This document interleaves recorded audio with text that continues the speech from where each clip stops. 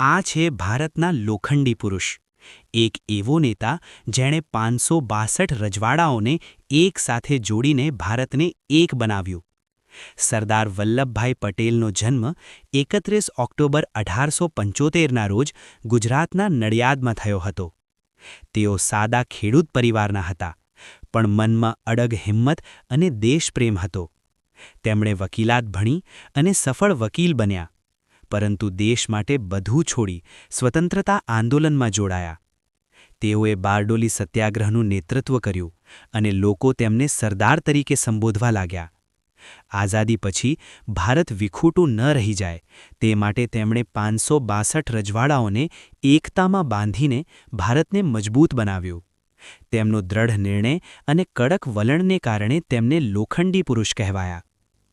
ગુજરાતના કેવડિયા ખાતે તેમની યાદમાં વિશ્વની સૌથી ઊંચી પ્રતિમા સ્ટેચ્યુ ઓફ યુનિટી બનાવવામાં આવી છે. એકતા અને અડગ ઇચ્છાશક્તિનું પ્રતીક સરદાર વલ્લભભાઈ પટેલ.